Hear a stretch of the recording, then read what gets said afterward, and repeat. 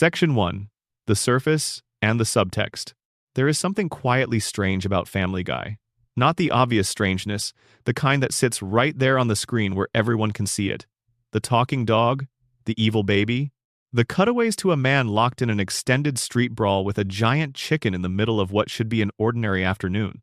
The non sequiturs, the celebrity cameos, the deliberately offensive jokes delivered without flinching, as if the writers needed to get something off their chests and decided that 22 minutes on a Sunday night was the right venue. All of that strangeness is intentional and apparent, the whole point of the Surface presentation. You are meant to see it. You are meant to react to it. It is loud and bright and designed to get your attention. The strangeness, I mean, is different. It is softer. It sits underneath the loudness, in the gaps between the jokes, in the way the characters look at each other during the rare moments when the show remembers they actually love each other. It's the feeling, if you have ever experienced it, of watching a late-night episode after the house has gone quiet and the lights are dim and something lands that wasn't supposed to. Something about loneliness or pretension or the particular sadness of being someone who wanted more from their life and somehow ended up exactly where they started. A feeling that the show is whispering something it can't quite say directly, using the cover of a cartoon to get away with it. Family Guy premiered on the 31st of January 1999, immediately following Super Bowl 33. That first episode pulled in around 22 million viewers, which is a staggering number for a brand new animated show. 22 million people watched Peter Griffin lose his job, lie to his wife about it, and accidentally receive a welfare check for $1 million. On the surface, what they got was a loud, frequently juvenile, frequently offensive cartoon about a bumbling father in a fictional Rhode Island suburb. Seth MacFarlane, who was 25 years old when the show debuted, described it in an interview with the BBC as a modern vaudeville. Quick sketches, fast jokes, characters who were types as much as people. That's the show he said he was making. And on the surface, that is what he made. But here is the thing about vaudeville, and about all great popular comedy throughout history. Even the broad stuff, even the performers doing physical comedy on a stage in front of a crowd who came to drink beer and forget about their problems, were always commenting on something. The best vaudeville always had something underneath it. The pratfalls were about dignity. The banter between the husband character and the wife character was about power. The jokes about the immigrant experience, the class anxiety, the gap between what America promised and what America delivered, those were never incidental. They were what the comedy was doing. The laugh was the vehicle. The recognition was the destination. Family Guy at its best operated the same way. And across its long, complicated, frequently contradictory run of more than 2 decades, it did this more often and more thoughtfully than nearly anyone has given it credit for. What this exploration is about is what the show was actually saying. Not the jokes, the meanings underneath the jokes. Each major character in the Griffin household was constructed around a specific kind of American anxiety, a specific variety of loneliness or self-deception or social pressure. Peter Griffin, for all his bluster, was a precise and pointed portrait of a specific kind of American man living inside a mythology that was never quite designed for him. Lois was the show's most under-examined character, a woman who chose a smaller life and spent 20 years discovering what was hidden in the choosing. Brian was a satirical self-portrait that the show was simultaneously proud of and deeply uncomfortable with. Stewie was the loneliest character in the history of animated television, hiding that loneliness behind elaborate performance. And Meg was the show's most uncomfortable truth, the one it kept returning to and then running away from, about what we really find funny and why. The cutaway gags, which everyone assumes are simply random noise, actually carry their own embedded logic when you follow them carefully. The show's treatment of religion across its many seasons is considerably more nuanced than the obvious irreverence suggests. The suburban setting is not incidental to the comedy, it is the entire context, the specific landscape inside which all of these American anxieties play out. And the show's relationship with its own audience, the way it sometimes appeared to be making fun of the very people watching it with fondness and appreciation, is something that almost never gets discussed. So, let us talk about all of it, slowly and thoroughly. There is no rush here. Get comfortable. Let the room settle around you. Let the quiet expand. And let us go very deep into one of the most misunderstood animated shows ever made, and into what it was actually trying to tell us all along. Before we go further, drop a comment and let me know where you're watching from and what time it is there. And if you haven't already subscribed, please do. It keeps this going, and it means more than you know. Section 2. Peter Griffin and the Myth of the American Everyman. Peter Griffin was not designed to be a hero. This sounds obvious.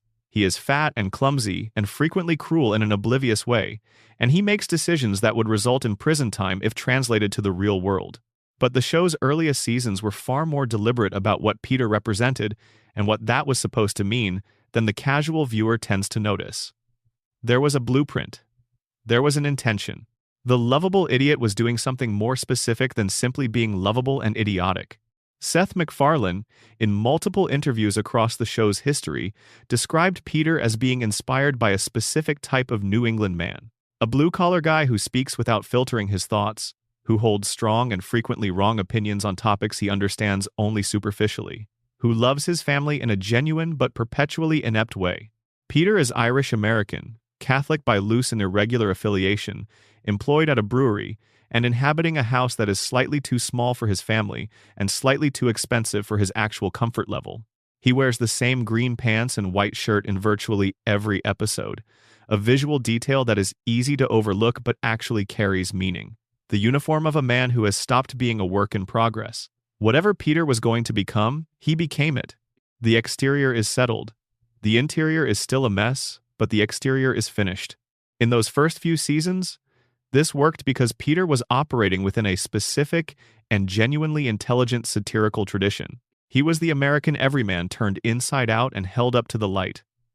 The loving husband who manages to be, beneath the love, quietly terrible. The devoted father who can't quite hold his daughter's face in his mind when she's not standing right in front of him. The working-class man who rails against elites from his barstool while participating enthusiastically in every system that keeps him precisely where he is. MacFarlane said in an early interview that the show was a critique of a particular kind of American male who speaks without thinking, who represents the ignorance that can accompany white, middle-class male identity, who is exposed for his limited intellect and his casual prejudice even as the show loves him genuinely. The critique and the love coexisted, which is what made the early seasons work. One 2022 piece in The Standard described this with particular clarity, noting that Peter speaks his mind without holding back, openly representing the unfiltered expression of a specific demographic identity, and that through him, the show underscores discriminatory and racist attitudes present in American society without endorsing them, because Peter is never presented as a hero to be venerated. He is presented as someone to be observed with affection and exasperation simultaneously. That combination, the show's obvious warmth for its central character, alongside its equally obvious awareness of his flaws, created a dynamic that was genuinely unusual in animated comedy. The Simpsons loved Homer, but the love and the critique existed in slightly different registers. In Family Guy's early seasons, they were inseparable. You couldn't fully love Peter without also being able to see exactly what he was. Think about what Peter's daily life actually consists of in those first 3 seasons. He goes to a job he performs competently enough to avoid getting fired, which is a substantially lower bar than excellence. He comes home. He watches television with the focused attention of someone consuming it rather than experiencing it. He goes to the Drunken Clam, he comes back. A situation develops, spiraling outward from some impulsive decision he made without thinking through the consequences, because thinking through consequences has never been Peter's strong suit. By the end of the episode, something has gone wrong, something has been partially resolved, and Peter has learned something modest that he will carry forward into the next episode with approximately 20% retention. The cycle continues. This loop impulse, chaos, partial remorse, incomplete lesson, reset is not just a formula for episodic comedy. It is a fairly precise description of how a certain kind of American domesticity functions when you watch it honestly over time. The husband who does love his family but cannot quite locate the precise gesture that would demonstrate it without simultaneously breaking something. The man who is genuinely bewildered when his wife is unhappy with him, because from where he's standing he's checked all the boxes. He showed up. He brought money home. He said the right things at the right moments, mostly. He loves them. He says it out loud sometimes even. So, what is the problem exactly? The answer, of course, is everything. Everything that boxes don't contain. All the things that can't be reduced to a checklist. The attentiveness, the curiosity, the willingness to actually know the people you live with as opposed to maintaining a functional relationship with the roles they occupy. Early Peter was the show's extended joke about the gap between formal participation in a family and actual emotional presence within one. He was there, every day, in the house, at the table. And he was also somewhere else, most of the time, somewhere inside a constant stream of television references and beer and uncomplicated male friendship that didn't require much from him in return. The piece from the Daily Collegian in 2006 put something about Peter well when it described him as a symbol of the American dream, a man who has the surface components of success, the house, the wife, the children, the job, and yet somehow seems perpetually lost inside all of it. Fat, loyal, arrogant, without having done anything to earn arrogance, surviving on luck and a certain native charisma, beloved by his immediate community for reasons that become harder to articulate the more carefully you look at them. He is the guy at the neighborhood barbecue that everyone is glad to see, nobody takes particularly seriously, and nobody could quite explain why they keep inviting back. The gap between being liked and being respected, between being present and actually mattering, is something the early show held very carefully without ever announcing that it was doing so. The reading of Peter as representing America itself is one that multiple commentators have landed on independently, and there's something to it that holds up. America is the country that has the resources and the stated values and the loud confidence and the genuine good intentions, and that also somehow keeps finding ways to create catastrophes through a combination of impulsiveness and obliviousness. America loves freedom and family and God and justice in a genuinely felt way, and also keeps doing things that are difficult to reconcile with any of those values. Peter Griffin loves Lois and his children in a genuinely felt way, and also keeps doing things that are difficult to reconcile with what that love is supposed to look like in practice. Stewie, that same analysis suggested, represents the American foreign policy impulse, the youngest member of the family, arguably the most intelligent, operating with grandiose ambitions of global dominance while also being, in the final analysis, a baby in a diaper who can't actually get out of the house without supervision. This is not a subtle comparison, but it doesn't need to be subtle to be true. Peter's relationship with masculinity, specifically with a certain late 20th century American variety of working-class masculine identity, is doing a great deal of work in those early seasons. He's supposed to be the patriarch, the decision-maker, the breadwinner whose authority structures the household. And he is, technically, in the way that a title exists without necessarily being accompanied by the substance it describes. Lois is actually the competent one. Brian, despite his many failures, is actually the one with the richer interior life. Even Stewie at 1 year old seems to have clearer goals and more coherent long-term planning than Peter does on most days. What the show was doing, without making a speech about it, was quietly evacuating the mythology of the male-headed household. Peter has the title. The household runs without him. This becomes sharper when you catalog what Peter actually cares about. Not his children's futures, not in any sustained or thoughtful way. Not his wife's happiness, not at a deep structural level where her needs are genuinely centered.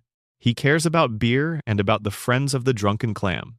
He cares about movies and television from his childhood, about pop culture in general, about the things that existed before he had responsibilities and that carry the warmth of an earlier, simpler time. His enthusiasms point backward and outward toward nostalgia, toward things that don't demand anything of him in return. This is not an accident. This is a portrait of a very specific kind of emotional unavailability that presents itself as contentment. There's a concept in psychology about people who are physically present but emotionally elsewhere, who fill the house with their volume and their personality while somehow remaining inaccessible in the ways that actually matter. Peter Griffin is that concept given a white shirt and green pants and a Rhode Island accent. He's there. He is emphatically, loudly, energetically there. And the people who love him most have learned, somewhere along the way, to need things from other sources because what they need most is the one thing Peter can't quite locate in himself: the willingness to be fully known by someone and to fully know them back. The tragedy of what the show did to Peter in later seasons is that it replaced the satire with something crueler and less interesting. The early seasons were making fun of Peter's limitations through a lens of genuine affection, which is the only way social satire actually works. When affection is present, the critique lands as recognition. When affection is absent, The critique becomes cruelty, and cruelty is not interesting, it's just unpleasant. The later Peter, who was actively abusive rather than passively oblivious, who did genuinely harmful things without consequences and was somehow still framed as the hero of the narrative, was no longer the show examining its subject with care. He was the show having given up on its subject. But in those first seasons, before the drift became permanent, Peter Griffin was something genuinely unusual in American comedy. He was a love letter to a certain kind of person that was simultaneously a measured and honest critique of everything that kind of person represents. He was the mirror that said, here is something recognizable, here is something that deserves examination, here is something worth both laughing at and caring about. That combination, the laugh and the care, inseparable was the thing. The thing that made the early show special and that the later seasons couldn't quite find their way back to. The joke was the vehicle. The question being asked was, is this enough? Is this the life that was promised? And if so, what do we do with the gap between the promise and the reality? Peter Griffin, in his bumbling, lovable, deeply flawed way, was the gap made visible. He was standing in it every episode, not quite understanding that it was there, doing his best with what he had, which was more than enough to laugh at and more than enough to love. Section 3, Lois, Griffin, and the woman just out of frame. Here is an honest thing about Lois Griffin. The show never fully figured out what to do with her. This is simultaneously a criticism of the writing and one of the most revealing things about what the show was actually attempting with her character. The uncertainty about Lois, the way the writers kept returning to her and revising her and hinting at layers they weren't quite ready to fully explore, is itself a kind of portrait. It is the portrait of a character who keeps resisting the container the show wants to put her in. In the earliest episodes, Lois is the patient wife, the beautiful woman who chose, for reasons the show leaves pleasantly mysterious for a long time, to marry Peter Griffin when she grew up in a wealthy family and could presumably have had anyone she wanted. Her backstory is filled in gradually over many seasons, administered in small doses like something the show is slightly unsure how much of to give at once. She comes from money. Old money? The kind that comes with a specific set of social expectations, and a father named Carter Pewterschmidt who embodies everything that money does to people when it exists for long enough. She played piano. She had ambitions. She had, as episodes slowly reveal, a past that the surface version of her character is working reasonably hard to keep in the past. What makes Lois genuinely interesting, when the writing is doing what it's actually capable of, is this dimension of chosen diminishment. She is, by any measure the show provides, more capable and more intelligent than the life she has chosen. She could have done more. She decided not to, or she decided that this mattered enough to be more, or she was doing something complicated that the show gestures at without always landing. She became a housewife. She became the stabilizing center around which the chaos of the Griffin household spins without quite flying apart. She became the person who makes it possible for everyone else to be who they are, which is a role of enormous practical importance and almost no social recognition. The Massachusetts Daily Collegian published a piece in 2023 arguing that Lois Griffin is actually one of the best-written characters in the show's entire run, specifically because the writers kept returning to her darkness rather than resolving it. Every time an episode reveals something troubling about Lois, her struggle with kleptomania, her complicated and never fully explained past, the moments where she drops the patient warmth and something colder surfaces, the show doesn't fix it or explain it away. It just adds it to the accumulation. And the accumulation eventually becomes a coherent picture, even if the show wasn't always conscious of painting it. There is a later season episode where Lois speaks to her comatose son Chris in a moment of startling candor, admitting that she wants more from her life but is terrified her past will catch up with her, and concludes with the line, "Every mother has killed someone." This is a line that has no business existing in a primetime animated comedy. It arrived in one episode, aired on a Sunday night between chicken fight jokes and cutaway gags, and then mostly went away again. But it is the clearest articulation of what the show had been building toward with Lois for years. Beneath the warmth, beneath the patience, beneath the piano playing and the cheerful domesticity, there is someone who has paid a cost and knows it and has made her peace with it, and sometimes, in the very small hours, is not sure the peace holds. The recurring suggestions about Lois's hidden complexity are worth listing, because when they are placed together they form a picture that is more coherent and more interesting than any individual episode's treatment of them would suggest. She has a criminal history that the show references across multiple seasons without ever fully committing to. She experimented romantically in ways that surprised people who thought they knew her. She struggles with kleptomania at one point, and the show is careful enough to frame this as emerging from claustrophobia rather than greed. She steals because she feels trapped in her role, because taking something that isn't hers is the one form of agency her life seems to have room for. She has a relationship with authority and with social expectation that is considerably more complicated than the dutiful housewife persona suggests. Lois was, before she was Lois Griffin, apparently someone with a vivid and somewhat unpredictable interior life. That interior life did not go away when she married Peter and moved into the house on Spooner Street. It contracted. It went underground. And what the show was doing, in its scattered and inconsistent but occasionally brilliant way, was letting pieces of it resurface. The relationship between Lois and Peter is worth examining carefully, because it is not quite what it presents as. On the surface, it is the long-suffering wife and the well-meaning buffoon, which is a comedy structure as old as comedy itself. But the show occasionally complicates this in ways that feel true. Lois didn't choose Peter accidentally, she chose him.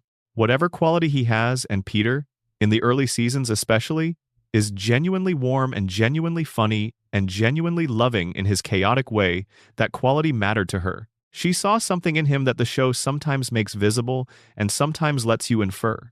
The decision to be with Peter was not a failure of imagination or ambition. It was a choice, possibly not an entirely rational one, but a choice made by someone who had options. And what the show is quietly exploring in Lois, across many seasons, is the long-term interior life of someone who has made a large and irreversible choice and is learning to live inside it. Not unhappily, not entirely, but not simply either. The kleptomania episode, where Lois begins stealing compulsively, and the show eventually traces this to her sense of being trapped in her domestic role, is one of the most directly psychological things the show ever did with a female character. It was saying, this is what can happen when a complicated person agrees to be a simple one for long enough. The parallel between Lois and Meg is the most underexplored thread in the entire series, and it is one that the show almost never draws attention to directly. But if you hold the two characters in mind together, something emerges. Lois is what Meg is supposed to become if she follows the expected script. She becomes the wife, the mother, the person who is defined primarily by her relationships rather than by her own interior life. The show places these two women in the same house, has the mother consistently fail the daughter, and never quite examines the possibility that Lois's treatment of Meg, the coldness, the dismissiveness, the willingness to go along with the family's cruelty toward her, is a form of self-rejection. That somewhere in Lois's reaction to Meg there is something about not wanting to look at what Meg represents. A girl who wants things openly, who hasn't learned yet to want things quietly, or to stop wanting them at all. Lois has learned to want things quietly. She has learned to contain her appetite for something more within the structure of a life that doesn't really accommodate it. And Meg, standing there in the kitchen asking to be seen, is the version of Lois that existed before the learning, before the containing. That is uncomfortable to look at. The easiest thing to do is look away. And for most of the show's run, that is exactly what Lois does. What Family Guy was doing with Lois, not always deliberately but with enough consistency to suggest something operative, was engaging with a very specific question about women's lives that American culture has been avoiding in various ways since at least the 1950s. The question of what happens to brilliant and complicated women when the culture around them asks them to primarily become wives and mothers. When the social script says that fulfillment is supposed to arrive through those roles. When the roles are real and the love is real and the family is real, and yet something is still missing and you can't quite name it, and you're not sure you have the right to name it even if you could. Betty Friedan called it, in 1963, the problem that has no name. The vague dissatisfaction of the educated suburban housewife who has everything she was supposed to want and still feels incomplete. Family Guy, 40 years later, put that problem inside a cartoon house and let it come out sideways in the form of kleptomania and occasional terrifying honesty to comatose children, and a past that the show kept almost showing you and then pulling back from at the last moment. Lois deserved more than the show gave her. She deserved the episodes to be about her more often, to let her interior life take up the space it earned. But the show was always Peter's show, and Lois was always the person making it possible for Peter's show to keep running, which is, in a very precise and somewhat uncomfortable way, the point. Section 4. Brian Griffin and the American Intellectual Fraud. Brian Griffin is one of the most carefully observed satirical characters in the entire history of American animation, and he got away with it for years because everyone was too busy laughing at the image of a dog drinking martinis in a suburban kitchen to notice what was actually being skewered. Let's be precise about what Brian is when the show introduces him. He's an anthropomorphic white Labrador retriever who lives with a human family. He walks on two legs. He drives a car. He has read literature, or at least he has read enough of it to talk about it convincingly at a party. He drinks, somewhat more than is advisable. He has been working on a novel for years, a novel that has not progressed much in all that time and that he is not entirely certain will ever be finished. He has strong political opinions, liberal in orientation, secular in their foundation, confidently expressed. He is the voice of reason in a household that mostly ignores him. He speaks in Seth MacFarlane's own natural speaking voice, which is a biographical detail that matters a great deal. Brian is, in some respects, what Seth MacFarlane would look like if he were a dog living in someone else's house, dependent on someone else's family, with all his intellectual pretensions and none of the power to act on them effectively. This is already funny. But the deeper joke, the one that the show maintained with surprising consistency across many seasons, is that Brian is being laughed at as much as he is being laughed with. Brian's intelligence is real. He is genuinely more intellectually engaged than the other members of the Griffin household, with the exception of Stewie, who operates at a level that barely registers on the same scale. But Brian's intelligence is consistently undermined by what he does with it, which is not very much. He is a failed writer who talks frequently about being a writer. He has political convictions that he expresses loudly and often, but that he cannot always defend with depth when pushed. He pursues women who are not good matches for him, behaves badly when he gets them, and then characterizes himself as a romantic. He talks about empathy and social responsibility and liberal values while being, in his actual daily behavior, one of the more selfish people in the immediate vicinity. TV Tropes, which has cataloged the character with characteristic thoroughness, applies the label bourgeois bohemian to Brian, the educated liberal who drives a Prius, watches PBS, attends the right cultural events, and signals all the correct social values while remaining, in the behavior that happens when no one is watching, quite clearly organized around his own comfort and status. Brian's ownership of a Toyota Prius, one analytical piece noted, was not an accident. It was the show's visual shorthand for a specific kind of performative progressivism, the statement that costs money rather than effort, the gesture that says you care without requiring you to change anything fundamental about how you live. Quagmire's speech in the Season 8 episode, Jerome is the New Black, is the moment when the show said the quiet part loud. Quagmire, who is himself not exactly a model of virtue, enumerates for Brian every hypocrisy, every failure, every gap between Brian's self-presentation and his actual behavior. He calls Brian a phony who pretends to be an intellectual but doesn't really know much. He calls him out for hitting on Lois in front of Peter for years. He points to Brian's abandoned son, his failed writing career, his pretentious attitude toward people with less formal education.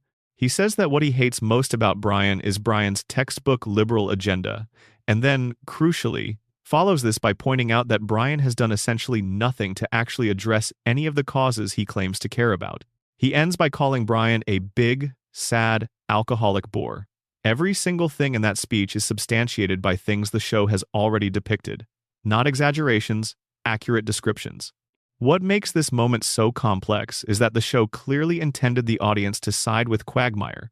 The writers knew what they had done to Brian. They knew the character had become someone the audience was finding increasingly difficult to root for. They had Quagmire say everything the audience was thinking, as a kind of release valve, and as a form of honesty about what the character had become.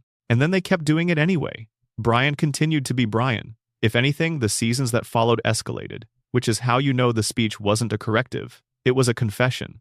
The show was acknowledging the problem, not in order to fix it, but because it couldn't stop. The episode Brian Writes a Bestseller from Season 9 is the concentrated version of everything the show was saying about this type of person. Brian, encouraged by Stewie, finally produces something publishable. But what he produces is not the serious literary novel he has been describing for years. It is a pop self-help book, frothy and commercial, and exactly the kind of thing that the early Brian would have quietly condescended to at a dinner party. It becomes a massive bestseller, and the success does not make Brian grateful or generous or humble. It makes him monstrous. He turns on Stewie, the only person who actually believed in him, with a contempt that is almost shocking given where it comes from. He becomes arrogant in a way that strips the last of his sympathetic qualities and leaves only the posturing. This is a specific and pointed observation about the relationship between aspiration and character. Brian always wanted to be recognized as a serious person, a serious writer, someone of intellectual consequence. And when recognition arrived in the most superficial possible form, because the market rewards the superficial, he grabbed it and revealed what was underneath the years of posturing. Not the depth the posturing was supposed to cover, but its absence. Someone who cared about being seen as important infinitely more than about the actual work that would make the importance real. It is worth noting that the dog who became the most satirized character on the show for his intellectual pretensions was also, in specific and rare episodes, the most emotionally honest character. The Bank Vault episode from Season 8, Brian and Stewie, has Brian reveal to Stewie that he keeps a gun in a safety deposit box because there are times when he thinks about using it on himself. This revelation, in a primetime animated comedy, is extraordinary for what it says about the character underneath all the performance. Brian is sad. The sadness is real. Not melancholy chic sadness that comes from being a sensitive intellectual in a Philistine world. Actual sadness. Actual darkness. The kind that needs a safety deposit box to contain it.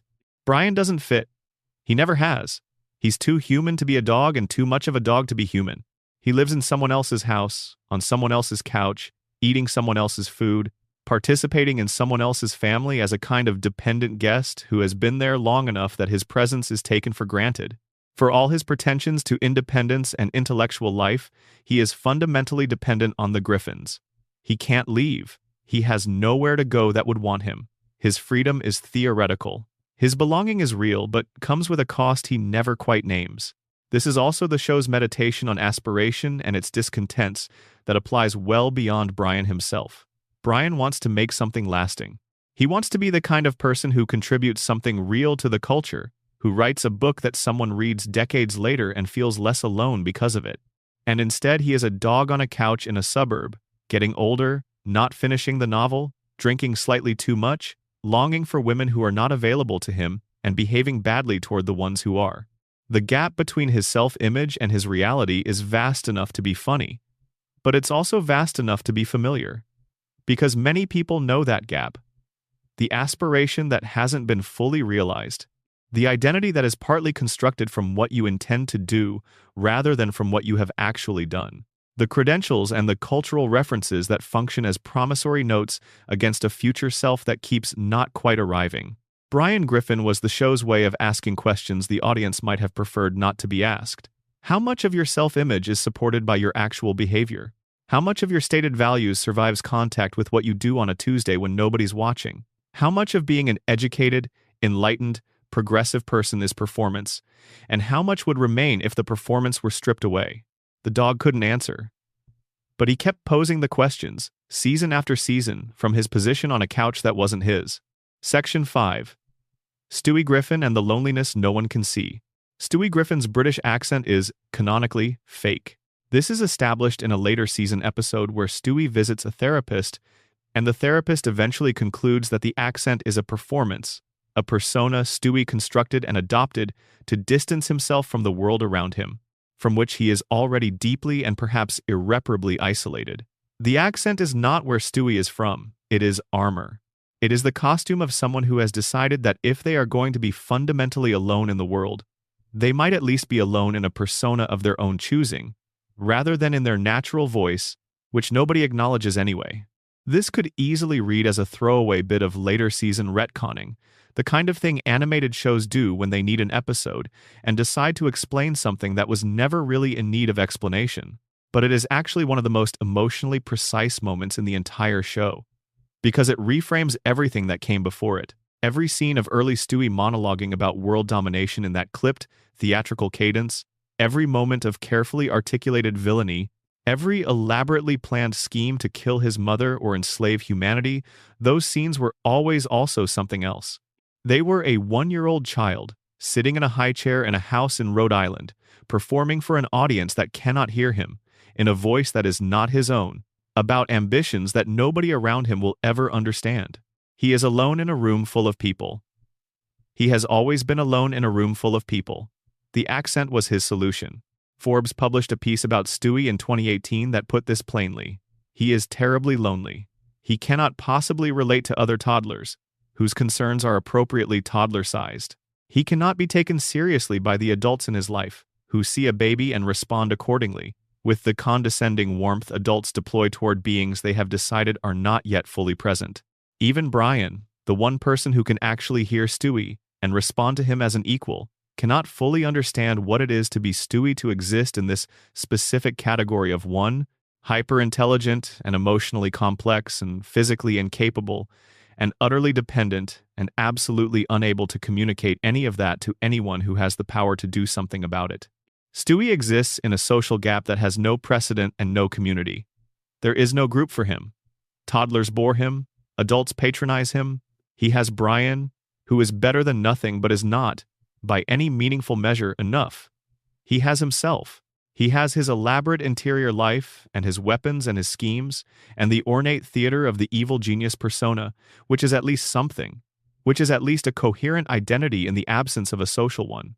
The evil genius plotting of the early seasons, the weapons constructed in the nursery, the plans for world domination, the sustained campaign to murder his own mother can be read as a very particular magnification of something that exists in miniature in the experience of many children. The feeling of having a rich and serious interior life that the people around you consistently refuse to acknowledge. Of knowing things, feeling things, having opinions and observations and desires, and being responded to as though none of that is real or worth engaging with. Every parent who has ever talked to a small child in a sing-song voice while the child watches them with an expression of profound and patient exasperation has briefly and accidentally created the situation that Stewie lives in, permanently. The homicidal element, the specific plan to kill Lois, is the comedic hyperbole, but beneath it is something recognizable, the frustration of a child who does not feel seen by his mother, who suspects, at some level, that the Lois who picks him up and coos at him and changes his diaper does not know who he actually is, who has responded to this feeling not by breaking down but by building, by creating systems and plans and elaborate structures of control. Because if the world will not give you what you need, you design a way to take it. If people will not take you seriously, you find ways to make yourself impossible to ignore. Better to be feared than to be invisible. This is the choice Stewie made very early, and he has been living inside it ever since. The relationship between Stewie and Lois is more tender and more complicated than it appears on the surface. His attempts to harm her coexist with something that looks, in unguarded moments, very much like need.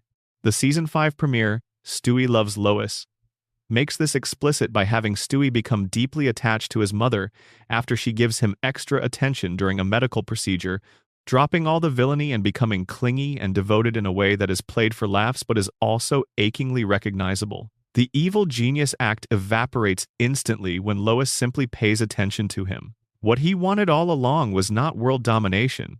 World domination was what he did with the longing, when the longing wasn't being answered. There is a concept in developmental psychology about what happens to children who grow up in environments where their emotional reality is consistently unacknowledged, where they are responded to in terms of their surface behavior, rather than their interior states. These children often develop elaborate compensatory strategies, performative personas, achievements designed to create external recognition in the absence of the internal recognition they needed. Stewie's entire early characterization is a comedic version of this. He built a time machine in his crib. He constructed weapons capable of affecting the geopolitical situation of the entire planet. He gave himself a British accent and a cape and a personal philosophy that would have made the great villains of history nervous. He did all of this because nobody looked at him when he was just being himself. The softer, more emotionally available Stewie, who emerged gradually from Season 4 onward, is a character who has, in some interpretive framework, done the therapeutic work, Who has recognized that the villainy was displacement activity, a way of channeling frustration into something grand and significant because the thing he actually needed genuine connection, being truly known by someone felt too frightening and too uncertain to pursue directly. The Road to episodes, the adventures with Brian, the friendship that developed between them across seasons and seasons of shared experience, represent Stewie learning that vulnerability doesn't always destroy you, that someone can know you and still stay. But there is also the counter-argument, which is that in gaining the friendship and losing the villainy, Stewie lost the one thing about him that was utterly irreplaceable. The emotionally complex, friendship-seeking, identity-exploring Stewie of the later seasons is, in individual episodes, often wonderful. The writing is often sharp, the voice performance is consistently extraordinary. The relationship with Brian produces some of the show's most genuinely moving moments. But it is not unique in the way the early Stewie was unique. Animated comedies have always had emotionally complex characters searching for identity and belonging. They have almost never had an evil genius baby who built laser guns in his crib between naps. That was singular. That was one of a kind. And the show walked away from it. The argument made in the writer's defense is that the evil baby joke had run its course, that they had done everything there was to do with the concept, and that continuing would have made it stale. But this argument becomes harder to sustain when you observe that the show has produced far more seasons with the gentler Stewie than it ever produced with the evil one. If the material was truly exhausted, the replacement material has somehow stretched across 15 additional seasons, which suggests perhaps that the exhaustion was less about the concept and more about a specific failure of imagination at a particular moment. The original Stewie was dangerous. Every scene with him carried a charge of uncertainty because you never quite knew what he was going to do or say next. The current Stewie is pleasant. He is warm and clever and occasionally brilliant. He is safe. And for a character who was built on being the precise opposite of safe, that is the essential loss. Section 6. Meg Griffin and what the show understood about cruelty. Meg Griffin is the most uncomfortable subject in all of Family Guy. And the discomfort is not primarily about the content of what is done to her. There are things in Family Guy that are objectively more extreme, more graphic, more deliberately shocking than the sustained mistreatment of Meg. The discomfort is about something more specific. The gap between what the show knew about what it was doing to Meg and what it did anyway. The moments where the show revealed it understood exactly what it was depicting and then chose to continue. That gap is where the real unease lives. Begin with the plainest description of who Meg actually is. She is a teenage girl who wants to be loved and accepted. She wants her parents to be proud of her. She wants friends who genuinely care about her rather than tolerating her presence. She wants to belong somewhere, to have a community that recognizes her as a full person rather than as a punchline or a burden. She is not particularly cruel. She is not selfish in any meaningful sense, though desperation occasionally makes her act in ways that look like selfishness from the outside. She is tender-hearted, perceptive, more aware of what is happening around her than she usually gets credit for. She is the show's most human character, and the show punished her for it, systematically, across more than a decade of television. The Meg abuse, as it evolved and escalated from season 4 onward, began as something that had an actual satirical logic to it. The premise was that Meg was the least spectacular member of a spectacularly unusual family, and that this ordinariness was its own kind of invisibility. In any household where the dominant personalities are as large as Peter's and as eccentric as Stewie's, the person without a defining dramatic characteristic will inevitably end up at the margins. This is a true observation. It is a genuinely recognizable dynamic. In families with an overwhelming personality at the center, the person who can't compete for attention finds themselves perpetually at the edge of every room, noticed mainly in their absence. The early Meg material was drawing from something real, but the show didn't stay there. The jokes migrated from Meg's ordinariness to her unworthiness, from her being overlooked to her deserving to be overlooked, from her being ordinary in an extraordinary family to being actively wrong in some fundamental, unjustifiable way. The family's treatment of her stopped being the incidental byproduct of their own preoccupations and became intentional and sustained. And when you watch this migration happen across multiple seasons, you are watching something specific and revealing about the mechanics of cruelty in group dynamics. Research on scapegoating in family systems, and this has been applied to the show explicitly by several analysts, describes a pattern where dysfunctional groups cohere partly by projecting their collective negativity onto a single designated member. The scapegoat absorbs what would otherwise fragment the group. Their suffering is what keeps the peace. Removing them from the role destabilizes the entire system. Meg, as she herself explains in the Seahorse Seashell Party episode, is the family's lightning rod. She is the pressure valve. She makes it possible for everyone else to function by absorbing what they cannot afford to direct at each other. The Seahorse Seashell Party episode is the hinge point around which everything about Meg's treatment on the show pivots, and it is worth sitting with very carefully because it is simultaneously the most emotionally honest thing the show ever said about Meg and the most troubling. A hurricane has trapped the family together. Meg, after seasons of accumulated silence, breaks. She turns to her family and tells them, one by one, exactly what she thinks. She is specific. She is accurate. She names the cruelty she has endured without sentimentality. The speech she gives is devastating in the way that truth is devastating when it has been waiting a long time to be said. And the reaction from many viewers who had been watching Meg get destroyed season after season was something close to catharsis. Finally, she gets to say it. And then the episode takes it away. Without Meg to serve as the target, the family turns on each other. The system that depended on her absorption of collective frustration collapses immediately when the absorption is withdrawn. Peter and Lois attack each other. Chris turns his anxiety outward. The family destabilizes, visibly and quickly, and the show makes it clear that the destabilization is Meg's doing, the consequence of her speaking. And so Meg goes to Brian and takes it back. She agrees to go back to being the lightning rod. She decides that the family's cohesion is more valuable than her own dignity. She volunteers, actively and consciously, to continue absorbing abuse. The episode frames this as sacrifice. Almost noble. Meg understands the system better than anyone. She sees clearly what her role is and what happens when she refuses it. And she chooses the family over herself. Multiple analysts have pointed out what is deeply troubling about this framing. The message it communicates, intentionally or not, is that victims of sustained mistreatment should accept their role because their suffering provides structural benefit to the people around them. That asserting your own dignity is a form of selfishness when others depend on your willingness to be mistreated. That the correct response to years of abuse is to understand the abuser's psychology, develop compassion for their limitations, and then voluntarily return to your position as their emotional receptacle. This is not a message that belongs in a comedy. This is a message that, delivered without irony to anyone watching who is actually in a similar situation, is actively harmful. But here is where the interpretation becomes genuinely complicated, because there is another reading available. The reading that says, the episode is not endorsing Meg's choice. The episode is depicting it with accuracy and expecting the audience to feel its wrongness. The sacrifice is not presented as heroic so much as devastating. Meg returning to her position is not a resolution.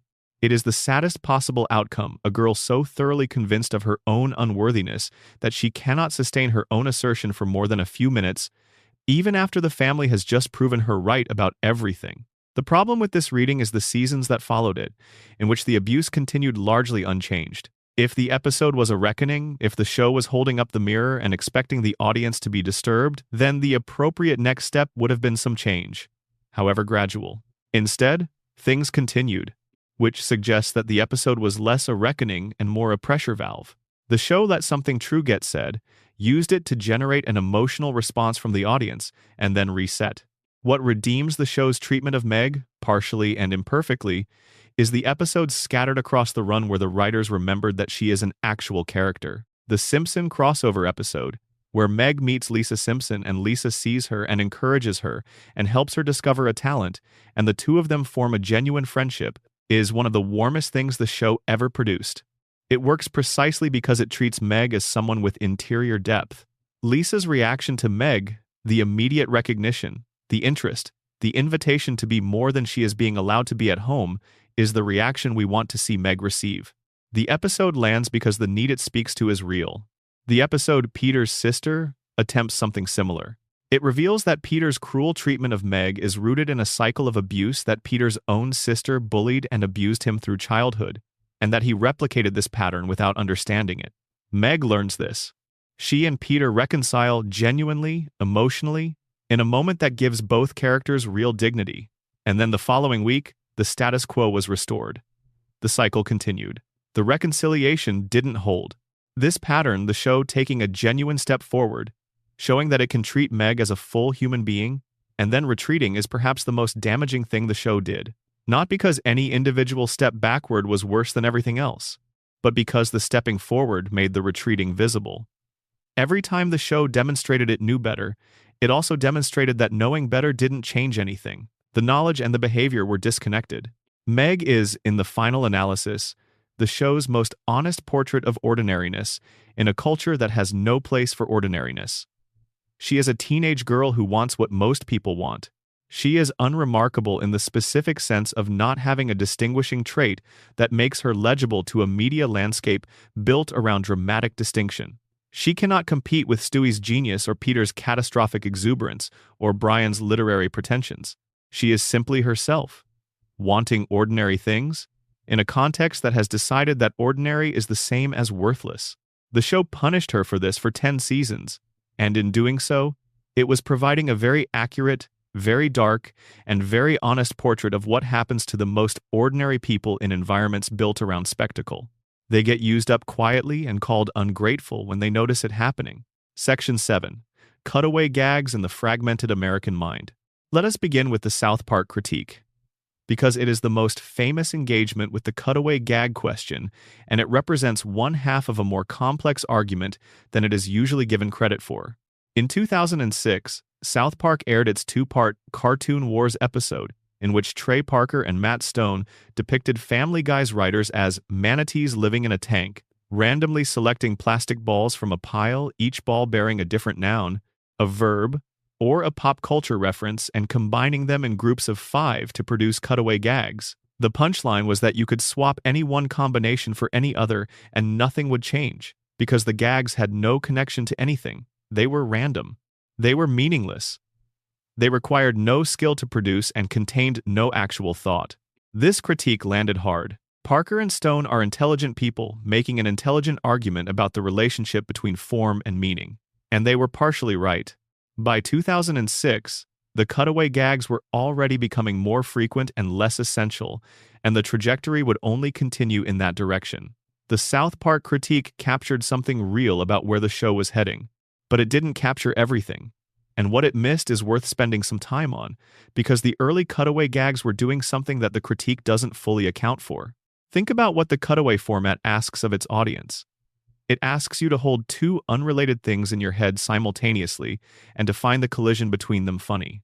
It asks you to follow a lateral, non-linear associative logic rather than a sequential one. It assumes that meaning can emerge from juxtaposition as reliably as from narrative development. These are not trivial assumptions. They describe, with some precision, how humor actually operates in the human mind, the unexpected connection, the thing that fits together in a way you didn't see coming, the moment of recognition that arrives from somewhere you weren't looking. They also describe, with increasing precision as the years went on, how media consumption operates in the internet age. Family Guy premiered in 1999. YouTube launched in 2005. Twitter came along in 2006. The algorithm-driven feed, in which content appears in streams determined by resonance rather than by narrative sequence, would become the dominant form of media experience within the next decade.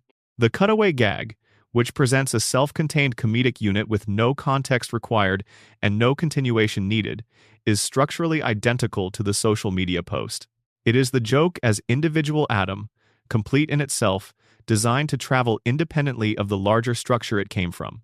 Family Guy, which in 1999 was being accused of being frivolous and structurally incoherent, was actually building the comedic infrastructure for the internet age a decade before the internet age fully arrived. This is not a defense of the lazier cutaways. It is a recontextualization of the format's cultural logic.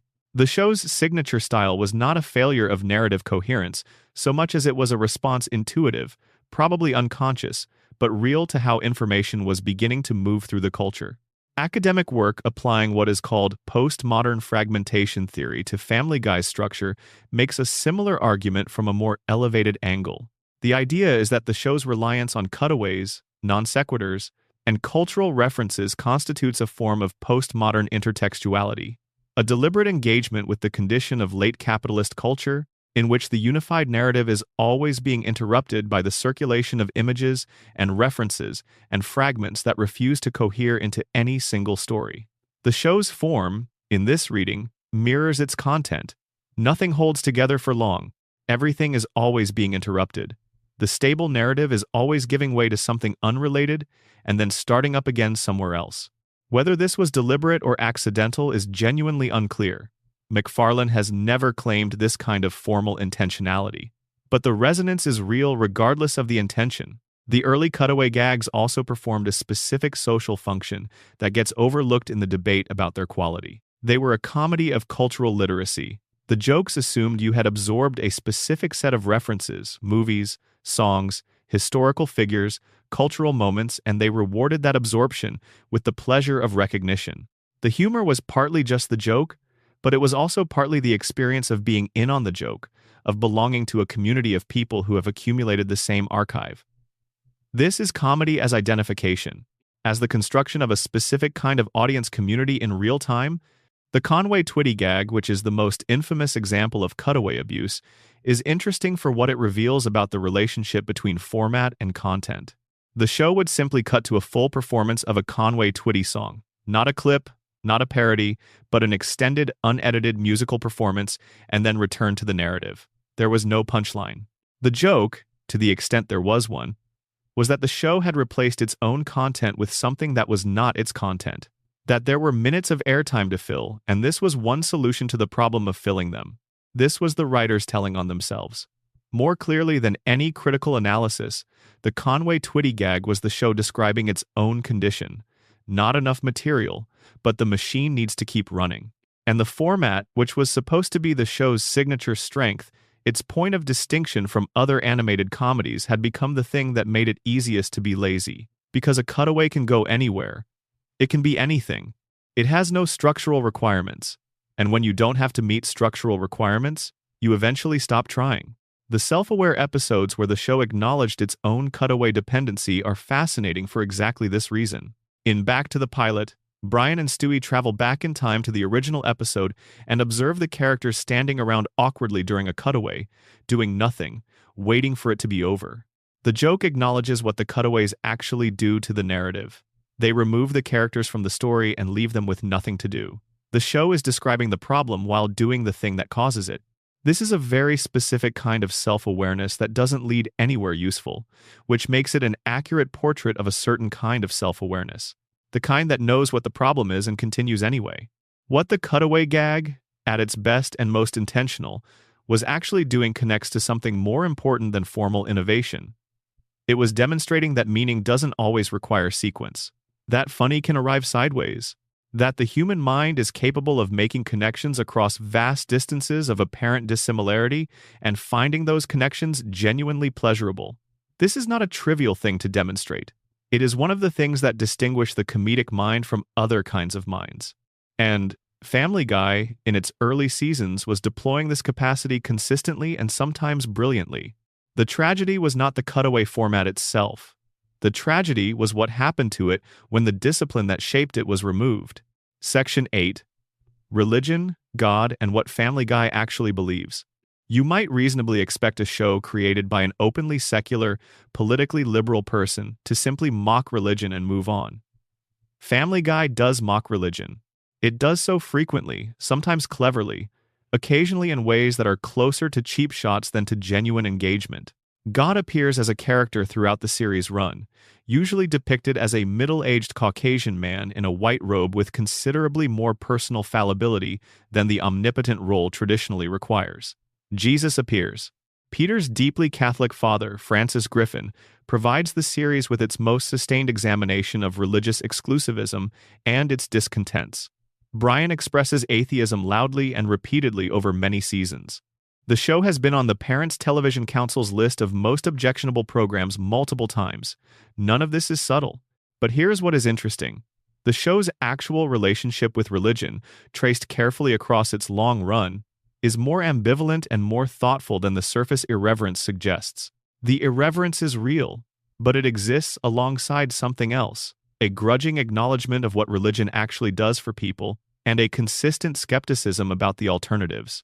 Raymond Vanaragan, a philosophy of religion professor at Bethel University, wrote about this in the academic collection Family Guy and Philosophy, arguing that the show's treatment of Old Testament content, particularly Stewie's enthusiastic endorsement of the plagues and massacres, which he describes as deliciously evil, can function as genuine philosophical provocation for viewers who have accepted these texts without scrutiny. The joke asks a question that most comedies don't ask. Why do believers accept the parts of their scripture that depict their God committing acts that, performed by a human, would be considered atrocities? Stewie saying, "I rather like this Godfellow omnipotence. Got to get me some of that" is funny. But it is also, for anyone willing to follow it, an actual theological challenge. This is not a new mode of religious critique. The tradition of using comedy to ask questions that formal discourse won't engage with stretches back through the history of satire. Court jesters said what courtiers couldn't. Satirists said what columnists wouldn't. Family Guy, for all its crudeness, was operating in this tradition every time it used Stewie or Brian or a cutaway gag to surface a genuinely uncomfortable question about something that most primetime television would never touch. The Pop Matters analysis of the show's religious content made the case that Family Guy's humor, while disapproving in its point of view, was neither as baseless nor as infantile as its harshest critics charged. This is right. The show's treatment of religion is not simply mockery.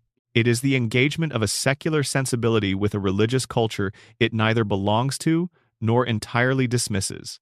The episode Holy Crap from Season 2 illustrates this with some precision. Peter's father Francis, a rigidly devout Catholic, visits and immediately begins imposing his religiosity on everyone around him in ways that make them miserable. This is played for comedy, and Francis is clearly in the wrong by any measure the episode deploys. But the show does not resolve the episode by declaring religion false or harmful. It resolves it by finding a way for Francis to have a genuine encounter with his faith by getting him a meeting with the Pope, which genuinely moves him. The comedy was directed at Francis's exclusivism, his willingness to use his beliefs as instruments of judgment and control. The faith itself, the thing underneath the exclusivism, was treated with more care. This distinction between religious practice as an authentic expression of meaning-making and religious practice as social performance or instrument of control is one the show maintained with surprising consistency. It is not a simple distinction to maintain in a comedy format. It requires a kind of nuance that the show's critics often denied it possessing. But it is there, if you follow the show's treatment of religion over time rather than reacting to any individual gag in isolation. Brian's atheism is the show's most sustained engagement with secular alternatives to religion, and it is notably ambivalent. The episode Not All Dogs Go to Heaven, which is among the show's most explicitly anti-religious, ultimately presents Brian's atheism as founded on arguments that are not actually very strong. He doesn't believe for reasons that survive genuine philosophical pressure. He disbelieves for many of the same reasons that religious believers believe as a social identity, a way of signaling membership in a particular cultural community, a stance that feels sophisticated without necessarily being well-reasoned. The show was, in its characteristically sideways fashion, suggesting that performative atheism is just as intellectually lazy as performative religiosity. The confidence doesn't always follow from the depth of engagement. The late-season episode Faith No More takes this further. Brian and Stewie use the time machine to try to prevent Christianity from existing, producing a world where Judaism dominates, and then a world with no religion at all. In this last scenario, God appears as a bored, resentful mailman stripped of his role, adrift, punishing Brian and Stewie for their interference. The episode ends with the two of them reverting the timeline and sitting in a church pew, singing hymns. It is played for comedy, but the underlying implication is more interesting than the comedy requires it to be. Remove the organizing structures of religious meaning from human culture, and you don't arrive at a more rational world. You arrive at something incomplete. Something God himself finds pointless. Something that doesn't work. This is not an argument for the metaphysical truth of any religion, but it is an argument for the function that religious structures serve in human communities. They organize meaning. They create shared ritual. They provide frameworks within which grief and joy and the basic confusion of being alive become navigable. A world without them is not a better world. It is a world that has lost something it didn't know it couldn't afford to lose. The academic collection Drawn to the Gods, by David Feltmate, uses Family Guy alongside South Park and The Simpsons as evidence that animated comedy has become one of the primary sites in American culture where the complicated relationship between modern secularism and inherited religious tradition gets worked through in public. These shows reach audiences that academic theology doesn't. They ask questions in a format that doesn't require the questions to be solemn. They make the uncomfortable available for examination without demanding that the examination be reverent.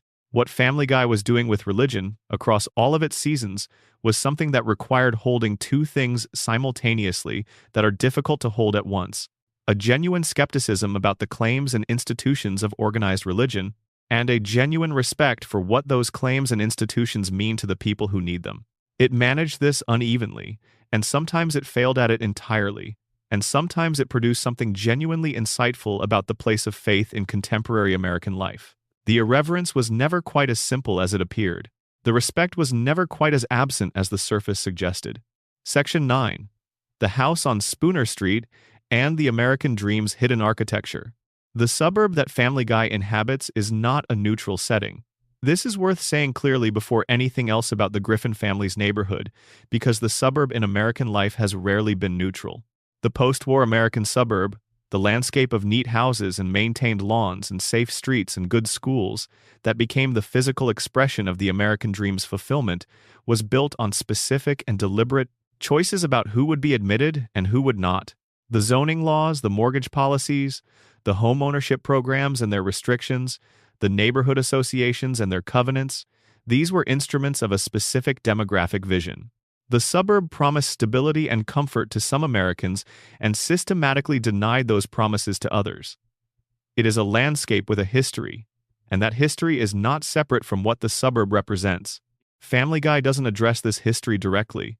It sets up its fictional New England suburb as a backdrop against which other things happen, and it occasionally gestures at the demographics of that backdrop without making them the subject.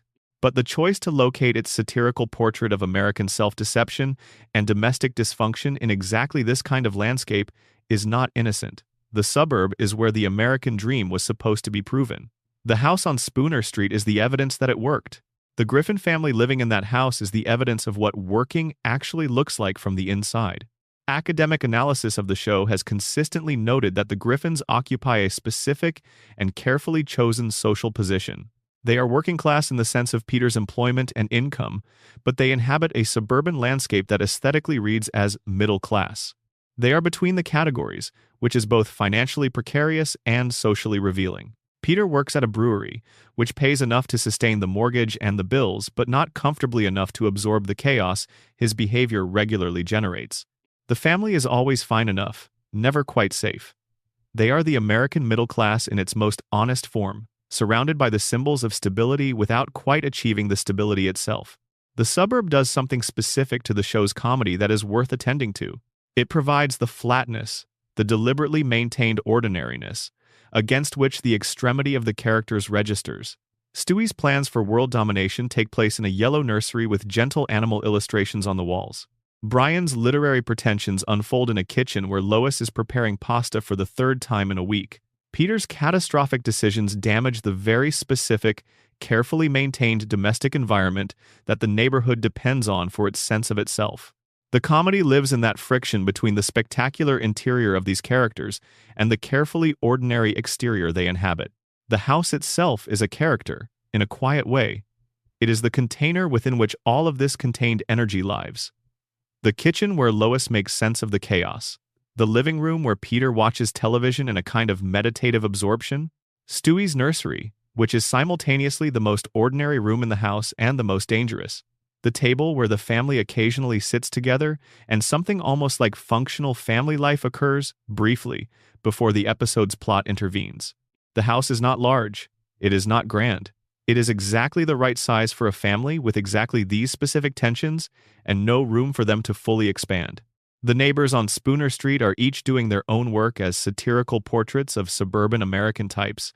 Joe Swanson, the police officer next door, begins the series as the apex of what the neighborhood admires. Brave, capable, physically powerful despite his wheelchair, the man everyone wants to be.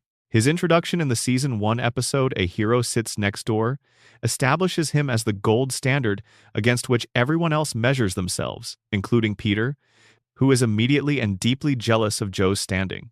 Over time and across many seasons, Joe becomes the man everyone makes fun of. His disability, which originally was a source of admiration and respect, becomes a punchline. His wife falls out of love with him. The friends who once envied him mock him. Peter, who was once jealous of Joe's popularity, becomes one of the primary people tearing him down. This arc is not random. It is a portrait of how American culture treats the symbols of a value it has nominally committed to and then found inconvenient. Joe was the brave officer, the hero, the man who paid a physical price in service of something larger than himself. While that story was legible, while it fit the narrative of heroism that the neighborhood could tell about itself, Joe was valuable. When the disability became simply a disability rather than a symbol of sacrifice, when the hero narrative wore out, and what was left was just a man in a wheelchair dealing with a difficult life, the neighborhood's relationship with him changed. The suburb could celebrate the symbol. It struggled with the reality. Quagmire, the next-door neighbor whose behavior toward women is consistently and explicitly predatory, represents the suburb's hidden interior, the things that exist behind the tidy facades that neighborhoods maintain for their own comfort. Every neighborhood has things going on behind closed doors that would not survive the Homeowners Association's standards if made visible. The suburb's function includes the management of this visibility. You can have a quagmire next door as long as neither of you mentions it directly, as long as the lawn is maintained and the car is in the driveway and the exterior presentation continues to meet expectations. The suburb is structured to make certain kinds of pretending easy.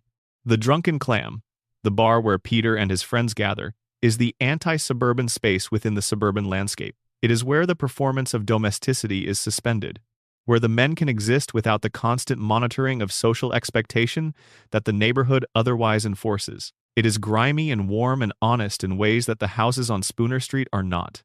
The show treats it affectionately because it understands that human beings need spaces where the performance can drop, where the face you wear in public can come off, where you can be approximately yourself without consequence.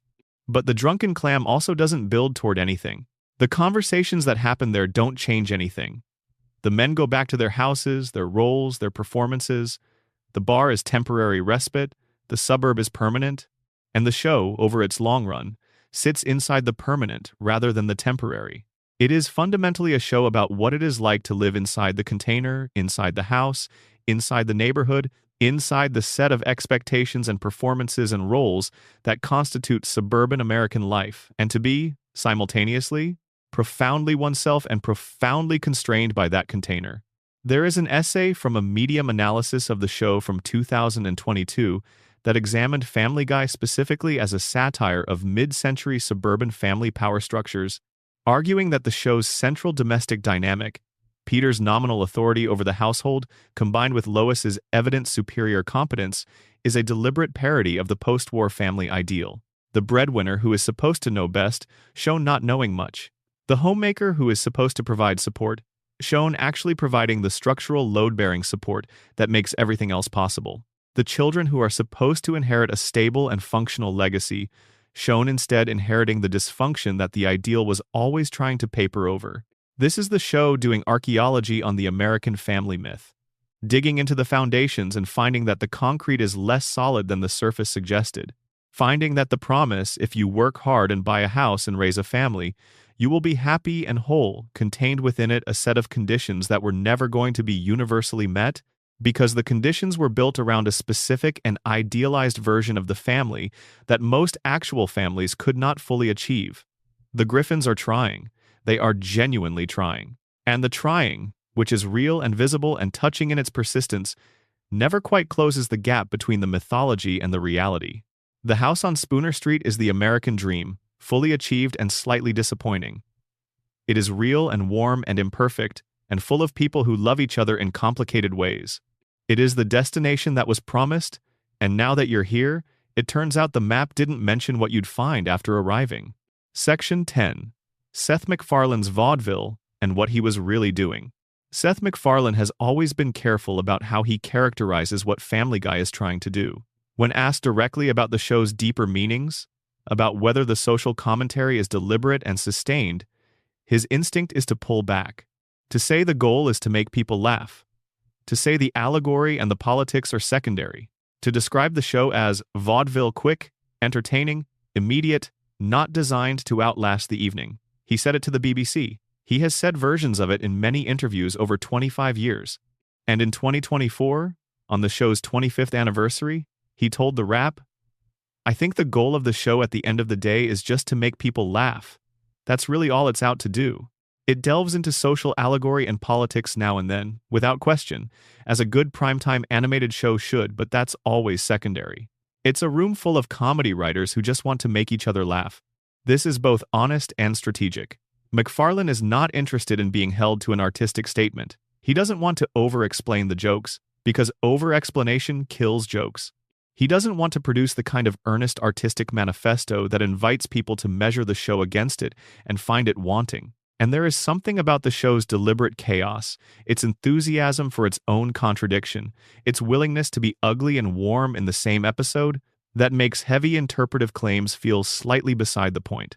But there is a detail in what he said that is easy to walk past, and that deserves more attention. As a good primetime animated show should. That qualifier is not incidental. That is the show's creator saying that social allegory is part of what a primetime animated comedy owes its audience. That making people laugh and asking them to think are not separate projects. That a show which only makes people laugh without ever making them think or feel something uncomfortable or look at something they'd rather look away from is not doing its full job.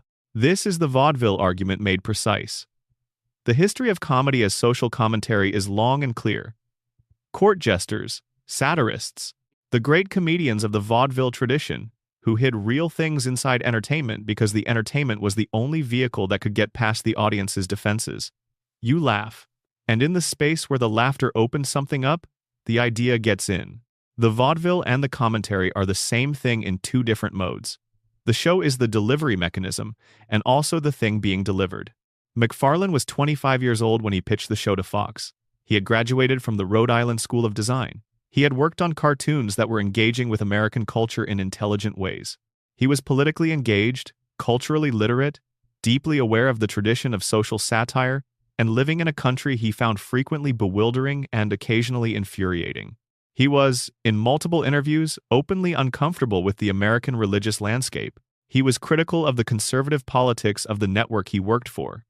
He had strong views about the direction the country was taking and about the specific demographic represented by Peter Griffin. None of this is the biography of a man who accidentally created a show with complex satirical layers. It is the biography of a man who had specific things to say and found a form that let him say them without having to be accountable to having said them. The cartoon provides cover. The comedy provides deniability. You can always say you were just trying to make people laugh. And also, underneath that, you were doing something more. Brian Griffin voiced in MacFarlane's own natural register, carrying MacFarlane's own political views, demonstrating MacFarlane's own intellectual tastes, and then being systematically exposed for the gap between stated values and actual behavior is the most revealing thing about the show's self-awareness. MacFarlane was not just using Brian to express his views. He was using Brian to examine those views, to hold them up to the kind of scrutiny that the character's critics in the show direct at him.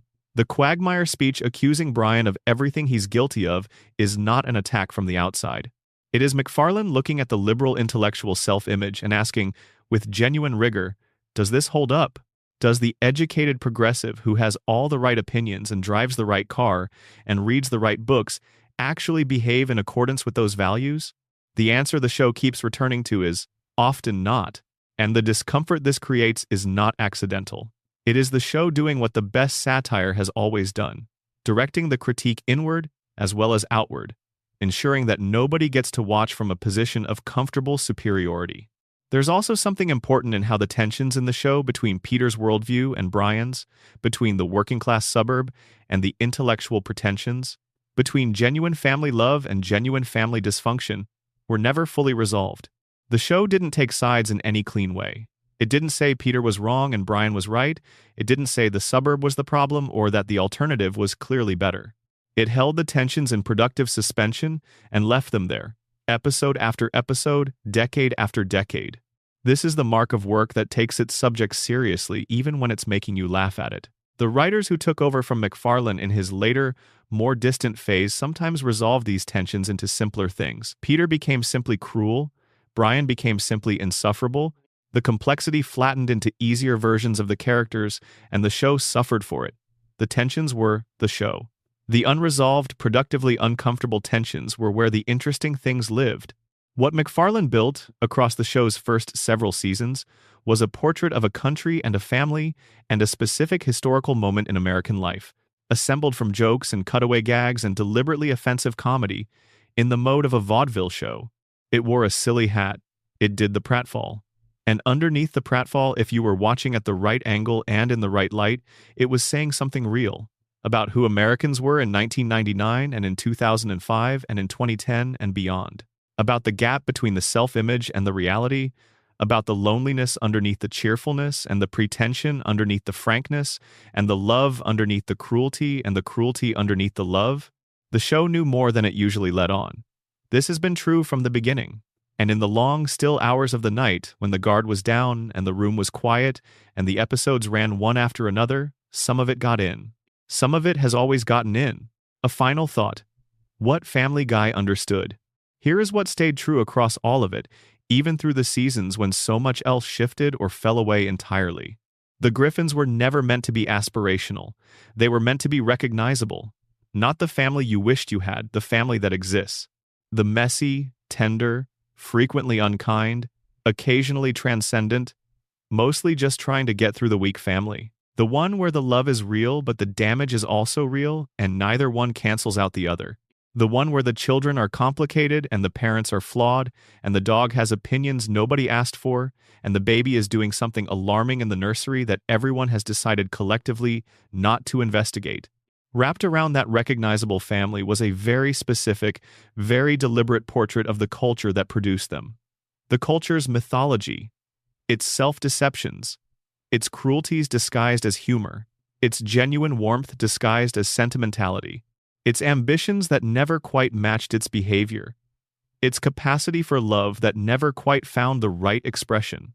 All of this was there, all of it. Running underneath the cartoons and the gags and the deliberately offensive moments like a slow and quiet current, offering itself to anyone who wanted to follow it down. The show knew more than it said, which is true of most things worth returning to. The ones that last, the ones that find you again decades later in unexpected ways, are always the ones that were carrying something extra, something they couldn't quite say directly, something they hid in the costume of entertainment, and sent out into the world hoping it would find the right people at the right moment. Family Guy was that, for a lot of people. Imperfectly, contradictorily, with years of poor decisions mixed into the genuinely brilliant ones. But underneath all of it, the intention was there. The love was there. The attempt to say something true, in the only language the format allowed, was always there. In the quiet, late-night dark, across millions of living rooms, it found its way through. If you made it all the way here, thank you. Truly. Drop a like if this was the company you needed tonight, and subscribe if you want more deep dives like this one. There are more conversations like this one coming. Characters, stories, shows, worlds that have more going on than the surface suggests. That is what this channel is for. Leave a comment. Tell me what part of this landed differently than you expected. Tell me which character you see with different eyes now. Tell me where you are in the world and what the night looks like around you. Good night. Bonus section, Chris Griffin and the Forgotten Middle. We have spent considerable time with Peter, Lois, Brian, Stewie, and Meg, but there is another Griffin who almost never gets discussed in depth when people talk about what the show was really doing, and his absence from most critical conversation is itself revealing. Chris Griffin, the middle child in terms of age if not in terms of birth order, the awkward and large-bodied teenage son who is neither as dramatically compelling as Stewie nor as narratively central as Peter, occupies a peculiar space in the show's ensemble. He is consistently there, he participates in episodes, he has storylines. And yet he is, more than any other character, the one whose depths the show never chose to explore with any sustained commitment. This is probably intentional, even if the intention was partly unconscious. Chris is, by the standards of the show's satirical architecture, the character whose function is to be relatively ordinary. Not Meg's kind of ordinary. She is ordinary in the way that suffering is ordinary, in the way that wanting things is ordinary, which the show makes spectacular through repetition. Chris is ordinary in a more baseline sense. He is a teenage boy who is not particularly bright, not particularly self-aware, physically large in a way that the show uses as occasional visual comedy, and who exists in the household as a more or less benign presence that occasionally gets storylines and mostly drifts through the episodes without accumulating much in the way of thematic weight. But here is what Chris's ordinariness is doing, when you look at it from the right angle. He is the character who most clearly illustrates what happens to children raised in genuinely chaotic households when they are neither the scapegoat nor the identified patient. He is not Meg, who has had her role clearly designated. He is not Stewie, whose genius marks him as exceptional from birth. He is the child who was just there, absorbing the ambient chaos, developing into whatever he was going to develop into without much intervention from anyone. He is the child that the chaos produced by accident rather than by design. Chris is also, in a specific and somewhat uncomfortable way, the character who most clearly inherited Peter's particular variety of obliviousness. He is kind, in the way that very low self-awareness can sometimes produce kindness. He doesn't realize enough about what's happening around him to be deliberately cruel, so he defaults to a kind of affectionate blundering. He is not capable of the sustained malice that Peter occasionally demonstrates, because he doesn't have the self-awareness that malice requires. He simply exists, loudly and cheerfully, in the spaces the other characters leave around him. The show did occasionally use Chris to say something more deliberate. In certain episodes, Chris demonstrates an artistic talent, a gift for drawing that the family consistently fails to nurture. This is a small but pointed detail. In a household that produces so much noise and so much drama around so many different kinds of performance and pretension, the child with a genuine and uncomplicated creative gift simply gets overlooked. Nobody notices the drawings, nobody follows up. The talent doesn't develop into anything because the environment it exists in doesn't know how to recognize it or what to do with it. This is one of the most quiet things the show ever said. Not the abuse, and not the villainy, and not the intellectual pretension, and not the scapegoating. Just the gift that nobody noticed, belonging to the child that nobody thought to look at too closely, in a house too full of louder things to make room for something quiet and real. Chris deserved more examination than he got. But his not getting it is itself part of what the show was saying. That some people are legible to the stories that get told about families, and some are not. Some children get identified as the problem, as the genius, as the disappointment, as the hope, and some are simply there, present, and unread, waiting for someone to look. Bonus section, Quagmire and the show's most complicated character. Glenn Quagmire is the character that Family Guy is most consistently reluctant to examine honestly. And this reluctance is itself meaningful. On the surface, Quagmire is the most clearly transgressive character in the show's main cast. His behavior toward women is depicted as predatory in ways that the show treats with varying degrees of ironic distance across its run. In the early seasons, his hypersexuality is played primarily as a character quirk. He's the friend who is always chasing women, whose pickup lines are famously terrible, whose enthusiasm for romantic pursuit is so exaggerated that it reads more as cartoon archetype than as anything the show is asking you to think seriously about. The catchphrase he's associated with is pure self-parody. He is, in the show's early framing, the kind of character who exists in comedies about groups of male friends, the one who represents an unabashed and unreflective heterosexuality, uncomplicated by the anxieties that the other characters bring to their romantic lives. But Quagmire is also, across the show's full run, the character who serves as the moral conscience in the specific situation where Brian is concerned. The Quagmire-Brian dynamic is one of the show's most structurally interesting, because Quagmire, who by any conventional moral accounting should have very little standing to pass judgment on anyone, consistently delivers the show's most accurate diagnoses of Brian's character. This is a deliberate and pointed inversion. The show chose to put the most honest words about Brian in the mouth of the character who, in any other context, would be the last person you'd look to for moral clarity. This inversion is doing something. It is saying that moral clarity and moral behavior are not the same thing. That someone can see a situation with absolute accuracy and still not live by the knowledge of what they see. Quagmire knows exactly what Brian is, in the way that certain people who have never pretended to be better than they are, who have never constructed an elaborate self-justifying persona, are sometimes better positioned to see through the pretensions of people who have. The con artist can spot the confidence trick more easily than the honest person, because they know the techniques from the inside. There is also something happening with Quagmire's role in the neighborhood that the show gestures at without quite following through on. He is the most visible symptom of what the suburb conceals. Every respectable neighborhood has a Quagmire, the neighbor whose behavior would not survive public exposure, who maintains the required exterior of civic participation while conducting an interior life that the neighborhood has collectively decided not to look at too directly. Quagmire is functional because the suburb depends on a certain amount of communal not looking. The contract of suburban living includes an agreement not to peer too closely through each other's windows. Quagmire is the test of that contract, and the neighborhood consistently passes it. What makes Quagmire genuinely strange as a character is the moments where the show allows him real feeling. His devotion to his friends, which exists alongside and independent of his treatment of women, is genuine. His relationship with Peter, with Joe, with the institution of the Drunken Clam, represents a form of loyalty that is real even when everything else about him is complicated. The show occasionally gives him emotional depth, a storyline involving his complicated family, a moment of unexpected vulnerability, and these moments work precisely because they exist in tension with everything else he is. He is not a simple character, even when the show uses him simply. Quagmire is perhaps the character who makes most visible the show's recurring tension between moral condemnation and social affection. The show consistently affords him warmth while also consistently depicting behavior that, in any honest accounting, should disqualify him from warmth. This tension is never resolved. It is maintained across decades of episodes in a way that produces discomfort if you engage with it, and easy entertainment if you don't.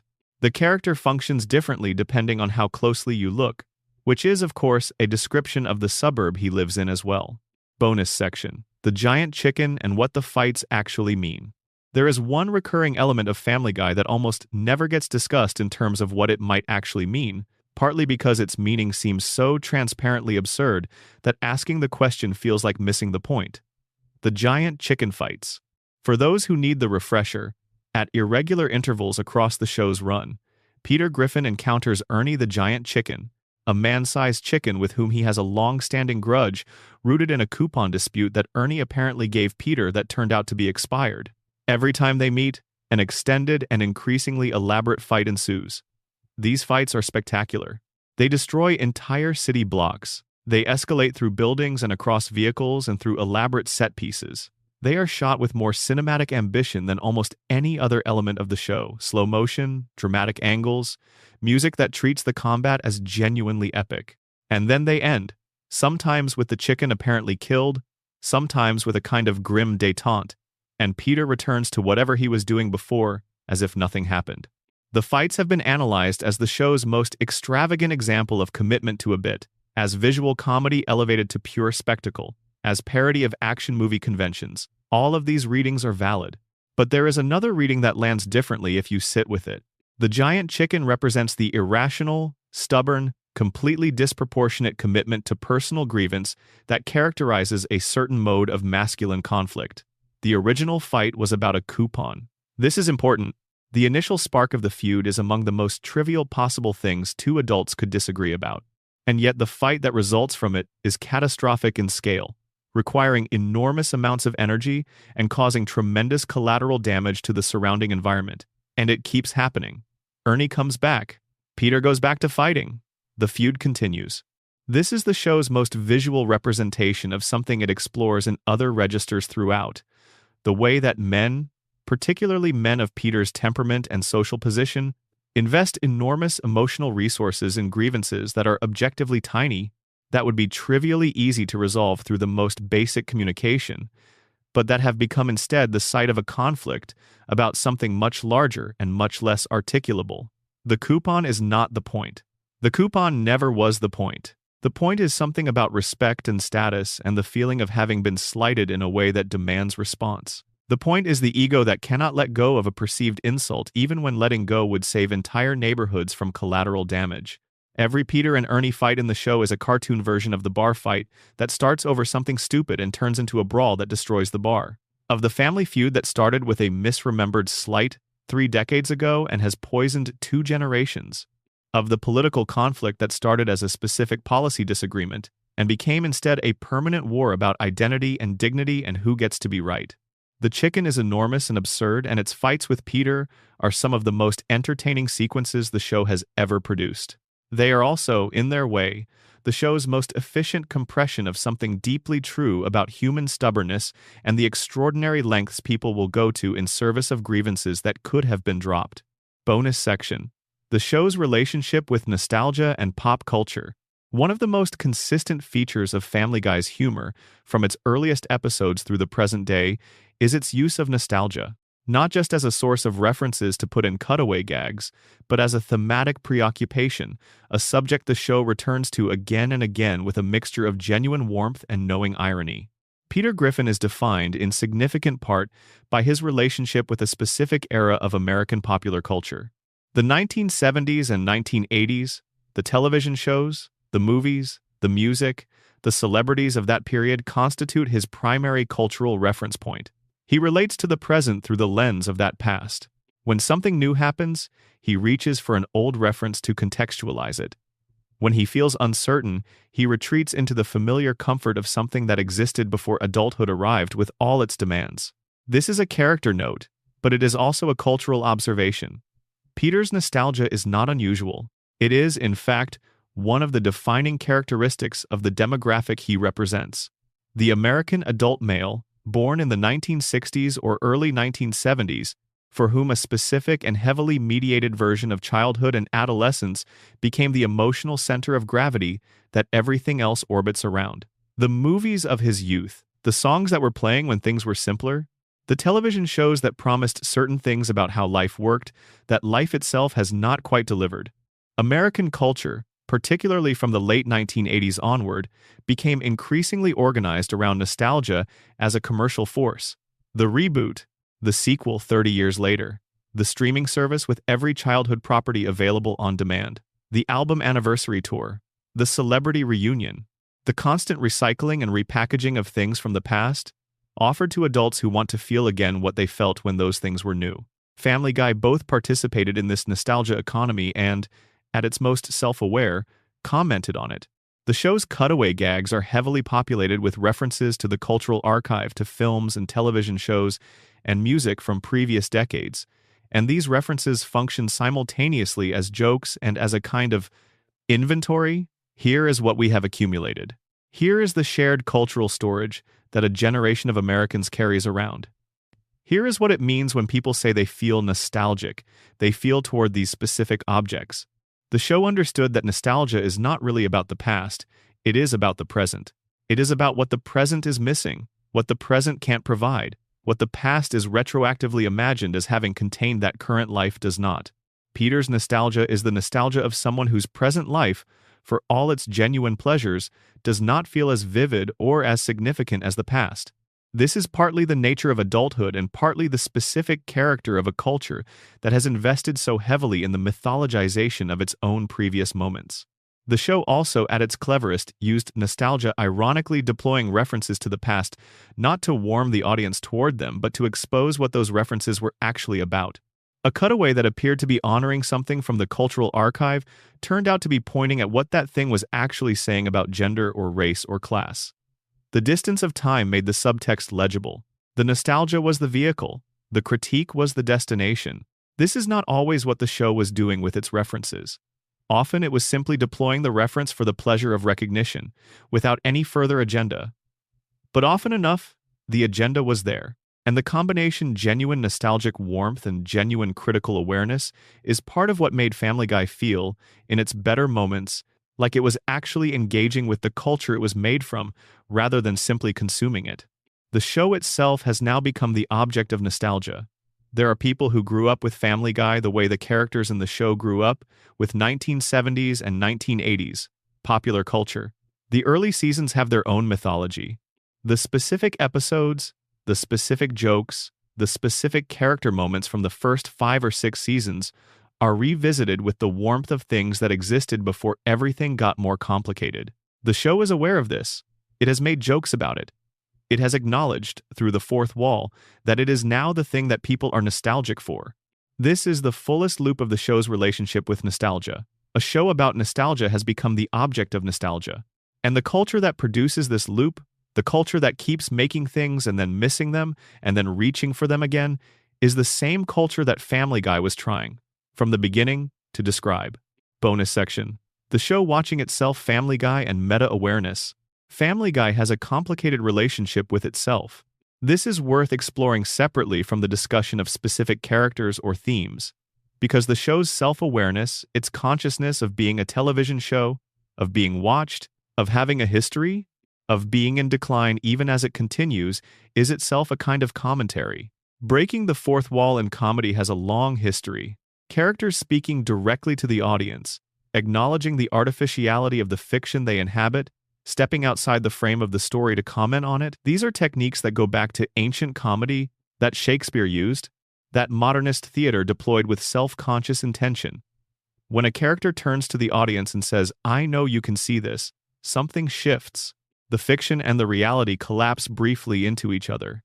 And in that collapse, something true can be said that the fiction couldn't accommodate. Family Guy uses fourth wall breaks constantly, and they do several different things depending on the context. The early fourth wall breaks were primarily comedic, using the acknowledgement of the show's artificiality to generate a specific kind of humor. The joke that only works if you're aware you're watching a cartoon, that the characters are aware they're in a cartoon, that everyone in the room knows this is constructed. This is humor about the relationship between representation and reality, delivered quickly and without further comment, in the form of a gag. The later fourth wall breaks became something else. They became, increasingly, the show commenting on itself, specifically on its own age, its own perceived decline, its own continued existence beyond the point where continued existence feels entirely justified. Characters made jokes about the show having too many seasons, about jokes that had gone on too long, about the quality of the writing in the later years. The show acknowledged, through the mouths of its characters, exactly the criticisms that viewers and critics were making about it. This is interesting and slightly unusual. Most shows that are past their peak don't make jokes about being past their peak. The instinct is to maintain the fiction that everything is fine, that the show is still as vital as it was in its best years. Family Guy didn't do this. It leaned into the self-awareness, made the criticism part of the show itself, used the meta-commentary as a kind of preemptive defense. You can't criticize us for being in decline because we're already criticizing ourselves. The awareness of the problem is built into the product. The question that this raises, which the show never quite answered, is whether being aware of a problem and making jokes about it constitutes doing something about the problem. The Quagmire speech about Brian was, in a structural sense, the same thing, an acknowledgement of a problem that didn't lead to resolution. The show knew. It kept doing the thing it knew was wrong. There is a reading of this that is genuinely interesting. The show's meta-awareness, its willingness to admit to being what it is, to name its own failures, to sit inside its own decline with something resembling honesty, is itself a form of commentary on a broader cultural condition. The condition of continuing to do the thing you know is not quite right because the alternatives are uncertain or unavailable or just harder. The condition of persisting inside a pattern you have diagnosed correctly but cannot quite break out of. This is Peter Griffin's condition. This is Brian Griffin's condition. This is, in some sense, the condition of the American culture the show has been describing all along. Aware of what it is doing, making jokes about being aware, continuing. The show watching itself.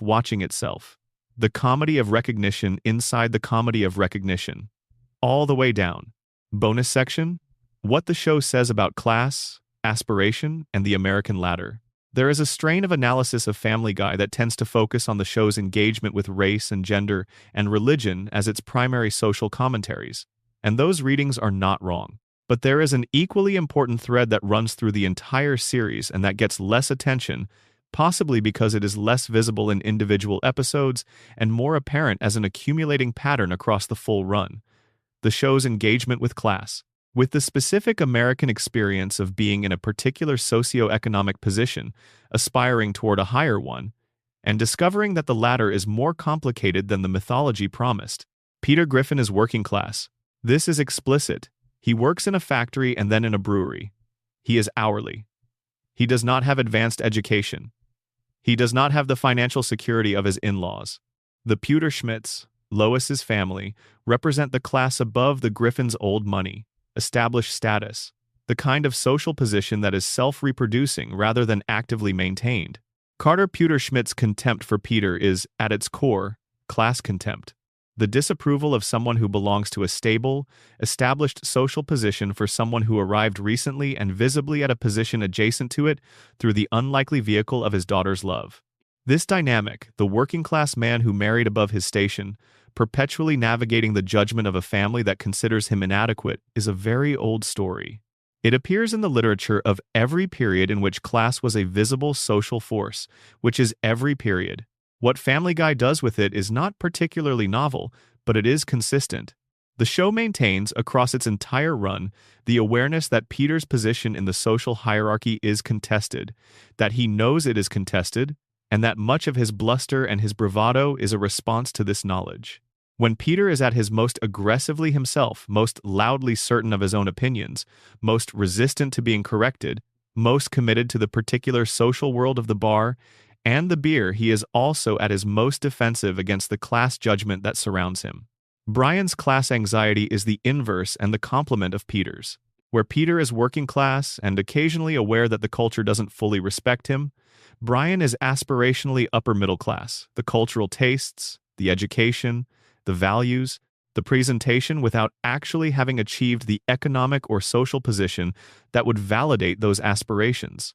He is the aspiring intellectual in someone else's house, dependent on someone else's resources, performing a class identity that his actual circumstances don't quite support. He drives a Prius and drinks martinis and talks about books. He is also a dog who relies entirely on the Griffins for housing, food, and social context. The gap between Brian's aspirational class identity and his actual circumstances is the source of a great deal of the show's sharpest comedy. The pretensions and the dependency coexist in a way that is deeply uncomfortable when you think about it and extremely funny when you don't. Brian is the character who has confused the markers of a social position with the substance of one. He has acquired the cultural vocabulary of the educated middle class, the references, the tastes, the liberal politics, the contempt for lowbrow entertainment without acquiring the economic independence that would make that vocabulary feel like something other than performance. The show also engages with class aspiration in Lois's storyline in a specific way. Lois came from wealth. She married Peter, which represented a downward move by the standards of her family. And the show is quietly interested in what that choice cost her and what it gave her. The kleptomania episodes, where Lois begins stealing out of a sense of claustrophobia and entrapment, can be read through a class lens as well as a gender lens. She is trapped not just by domesticity but by a specific economic reality that is less than what she was raised to expect. The house is nice enough, the life is comfortable enough, but it is not the Pewter-Schmidt life. And occasionally, in moments of weakness or frustration, something in her reaches for the gap between what she has and what she was raised to believe she was entitled to. The relationship between class position and self-worth runs through the show's entire cast of supporting characters as well. Joe Swanson's gradual decline from the neighborhood's most respected figure to its most mocked one tracks a narrative about what happens to a person's social value when the thing that granted them status, physical capability, the ability to perform a particular function, is removed. His disability, which in the context of his heroism had elevated him, in the context of daily domestic life, reduces him in the eyes of people who valued him primarily for what he could do rather than for who he was. This is a class story as much as anything else. The status that comes from performing a valued function is contingent in a way that deeper kinds of social value are not supposed to be, and the show kept showing that contingency working against Joe over many seasons. Quagmire exists in a curious class space. He is employed as an airline pilot, which is a relatively high status and high income position, but he uses his income and his freedom in ways that are socially coded as low class by the standards of the neighborhood. He is economically positioned to be somewhere else, but chooses to be precisely where he is, with precisely these friends, doing precisely these things. He is the counter-argument to the idea that class mobility is primarily about income. He has the income, and he has not become the kind of person that income is supposed to produce. Cleveland Brown, who was part of the original friend group before leaving for his own series, served as the show's engagement with the intersection of class and race in American life. His presence in the group as the only black main character in the core ensemble for the show's early seasons, and the way the show handled his storylines, is itself a commentary on how American comedy, and American culture more broadly, has historically managed the presence of black characters in primarily white social spaces. The show was aware of this, more or less. Its engagement with it was sometimes sharp and sometimes clumsy, which is itself an accurate description of the broader cultural situation it was reflecting. What the show understood about class, which it expressed in ways that were sometimes sophisticated and sometimes blunt but consistently present, was that the American mythology of classlessness, the idea that class position is primarily the result of merit and effort and can be transcended by sufficient application of either, is a fiction that most people live inside, while periodically glimpsing its edges. The Griffins are fine. They have what they need. They are not in danger of losing their house. And yet the class anxieties that run through their family, Peter's sensitivity to being looked down on, Lois's awareness of the gap between what she came from and what she lives in, Brian's elaborate performance of a status he doesn't fully possess never fully resolve. Because they can't. They are not individual psychological problems. They are structural features of a society that says class doesn't exist while organizing everything around it. This is what the house on Spooner Street was always about. The comfortable, maintained, slightly smaller than it looks, mortgaged fiction of the middle-class American dream, containing within it all of the anxieties that the fiction is supposed to have resolved. The Griffins live inside the resolution and still feel the problem. Because the resolution was never about solving anything. It was about making a certain kind of not solving look like success. The show watched all of this, across 25 years and hundreds of episodes, from inside the house where all of it was happening. And it reported back in the only form available to it. The joke that carries something real, the comedy that says what the documentary can't, the cartoon that looks like entertainment and functions. When you stay with it long enough, as something that gets closer and closer to the truth. Not a comfortable truth, not a resolved one, just the truth that remains when the flattering fictions are stripped away. The truth that the house is real, and the love is real, and the limitations are real, and none of those three things resolves the other two, that they coexist. That this coexistence is the actual texture of the life being examined, and that the best you can do with it, the best the show could do with it across its entire long and contradictory run, is to hold it in front of an audience and hope that the laughter, when it comes, carries with it something more than just the sound. That is what Family Guy was really saying. All of it, and underneath all of it, this. The house is full. The house is complicated. The house is, in its way, yours. Come home whenever you need to. A note on the show's legacy and what it gave us. There is a particular kind of show that does not receive the credit it deserves in its own time, because the form it uses is too easy to dismiss. The cartoon. The crude comedy. The thing your parents told you was rotting your brain. The show you watched at 2 in the morning because nothing else was on, and because the hour and the quiet made it feel like it was speaking directly to you. Family Guy is that kind of show for a generation of people who grew up with it, who watched it in dorm rooms and apartments and on laptops and on phones, and on every screen that technology kept offering as the world kept changing around them. For those people, the show is not a neutral cultural artifact. It is something they absorbed at a formative age, something that shaped how they thought about comedy, about family, about the distance between what a life looks like from the outside and what it feels like from the inside. The things that got in during those late-night viewings, the things this exploration has tried to name and trace and give language to, did not get in through the front door. They came through the back, through the side, through windows left open by laughter. The show never said, "Here is a serious observation about the mythology of American masculinity."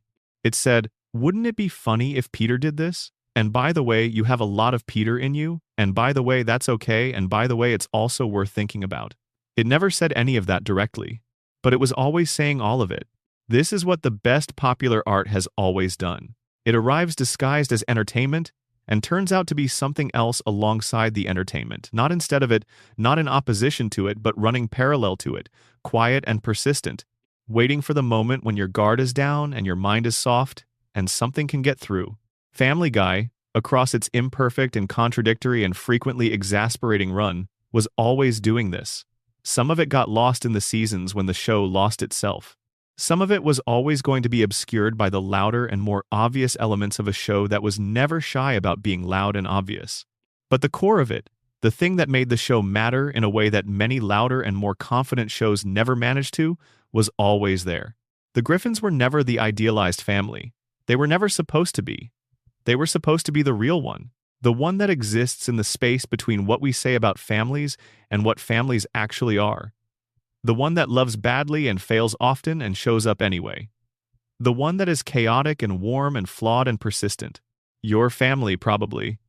In some ways that are easy to name and some that aren't. That's why it lasted. That's why it kept finding people. That's why, at 2 a.m. in a quiet room, it sometimes felt like it was talking directly to you. Because it was. If you are still awake, thank you for spending this time here. Please subscribe if you have not already. Leave a like if any of this was what you needed tonight. And tell me in the comments, which character from Family Guy do you see the most clearly now? Which part of this opened something up?